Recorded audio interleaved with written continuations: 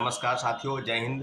मैं सौरभ कुमार और बीपीएससी आंदोलन पर आपको पूरी अपडेट और जो चीज़ हो रहा है पूरी तरीके से छात्रों अभ्यर्थियों के हक में कोई भी फैसला न राज्य सरकार कर रही है न बीपीएससी कर रही है और लगातार छात्रों के अधिकार का दमन किया जा रहा है। आपने देखा होगा कि 30 तारीख को यानी 30 जनवरी को जो प्रोटेस्ट था गर्दनी बाग से, जो मार्च था शांतिपूर्वक मार्च, वो मार्च आर ब्लॉक होते हुए वीर चंद्र पटेल मार्ग होते हुए इनकम टैक्स कोलंबर और फिर बेली रोड होते हुए बीपीएससी कार्यालय के पास गए और लगभग 5,000 से 6,000 की संख्या में अभ्यर्थी जो बीपीएससी के अभ्यर्थी थे, छात्र थे, नौजवान थे, युवा, सभी लोग एक साथ एक सुर में कि बीपीएससी की गलत नीतियों पर सरकार को जवाब देना है। और सरकार को जवाब क्यों देना है? इसलिए क्योंकि सरकार का ये जिम्मेवारी बनता है, सरकार की जिम्मेवारी है कि छात्रों अभ्यर्थियों की आवाज़ को दबाने का प्रयास लाठी के दम पर प्रशासन द्वारा, बीपीएससी द्वारा और लगातार जो गतिविधि है वो सबके सामने है। और बहुत ही दुखद है कि हमारे 42 से 43 साथियों को डिटेन किया गया, उनको गिरफ्तार किया गया। और कल जिस प्रकार से कई वीडियो फुटेज सामने आ रहे हैं, कई अखबारों के पन्नों पर ये छपा है, देखा जा रहा है कि किस शिक्षकों के साथ, अभ्यर्थियों के साथ प्रशासन द्वारा जो दुर्व्यवहार किया गया। इसके लिए प्रशासन को माफ़ी मांगनी होगी। इसके लिए बिहार सरकार को सोचना होगा कि किस प्रकार का तानाशाही व्यवस्था इस राज्य में चल रहा है। आपने देखा होगा कि शिक्षक जो रामांशु सर हैं, वो विगत 18 तारीख से धरने पर बैठे हैं और धरने पर बैठने के बाद भी जब छात्रों के समर्थन में वो बीपीएससी कार्यालय के पास आए, बैठे हुए थे, तो बर्बरतापूर्वक उनके कंधे पर पैर रख के प्रशासन द्वारा, पुलिस द्वारा उनको गिरफ्तार किया गया। और एक साथी अमन है, उसको सचिवालय थाना में बैठाया गया और उसने कहा है कि पुलिस द्वारा मेरे साथ दुर्व्यवहार किया गया, थाना में मारपीट किया गया। तो मैं यही पूछना चाहता हूँ कि आज शिक्षकों को गिरफ्तार करने में, आप किसी को भी गिरफ्तार कर लीजिए। अगर शांतिपूर्वक आंदोलन चल रहा है और आपको गिरफ्तार करना है क्योंकि नियम के खिलाफ है, आंदोलन तो नियम के खिलाफ है, क्योंकि आवाज़ आपको नहीं उठाना है। बीपीएससी जो कह रही है कि गलत नीतियों तो खुद बीपीएससी की है। सामान्यकरण लागू करने का प्रयास चल रहा था, लगातार रिजल्ट का प्रकाशन किया गया, एक परीक्षा 2 पाली में आयोजित कराकर और कह रहे हैं कि सामान्यकरण लागू नहीं होगा। आपने देखा होगा कि 4 जनवरी को जो परीक्षाएं हुई उसमें किस प्रकार की चीज़ें हुई, उसका प्रतिशत जो सफल होने वाले अभ्यर्थी है उनका सबसे ज़्यादा है। जो 13 दिसंबर को परीक्षा हुई उससे ज़्यादा। तो इस बात को आप साबित कीजिए। साबित तो आप नहीं कर पाए, कोर्ट में याचिका है और प्रदर्शन, एक बार आंदोलन में एक बार नहीं 4-4 बार लाठीचार्ज हुआ है।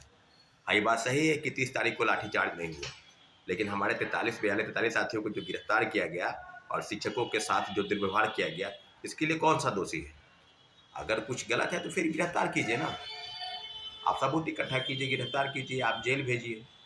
3 लोगों को जेल भेजा गया है उसमें और सभी लोगों को छोड़ा गया, कोतवाली थाने से, सचिवालय थाने से, गर्दनी बाग से और शास्त्री नगर थाने से। और जो चीज़ सामने आ रही है उसमें कितनी दुर्भाग्यपूर्ण है कि रामांशु सर के साथ इस तरह का दुर्व्यवहार हुआ है, साथ ही अमन को थाने में मारपीट किया गया।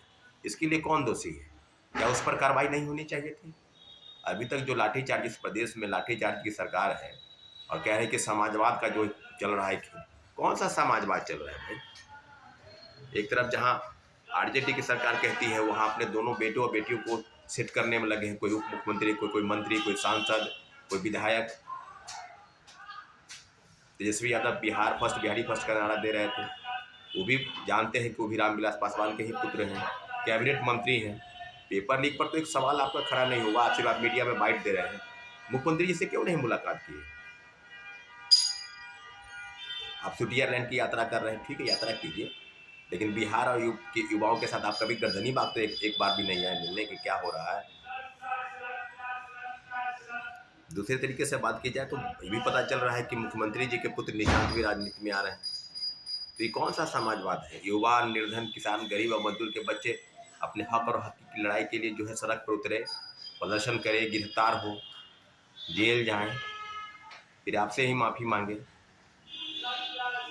याचना, इस तरह की चीज़ें हो रही है। और लगातार इस प्रकार का प्रश्न पत्र तैयार करके ग्रुप डी के लेवल का प्रश्न पत्र, और कह रहे थे कि यूपीएससी स्तर का प्रश्न पत्र होगा, तो बीपीएससी के चेयरमैन पर कहाँ कार्रवाई हुई, पुलिसकर्मियों पर कहाँ कार्रवाई हुई?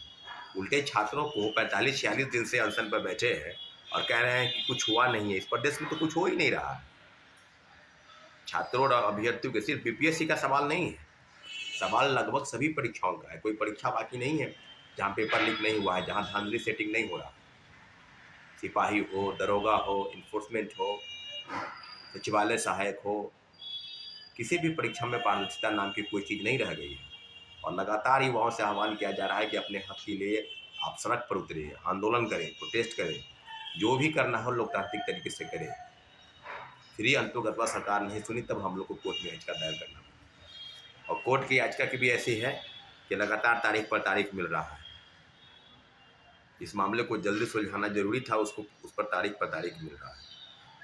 खैर, कोर्ट की याचिका में भी दायर है तो उसमें सुनवाई होगी ही, 4 को हो, 5 को हो, 7 को हो, लेकिन सुनवाई होनी है।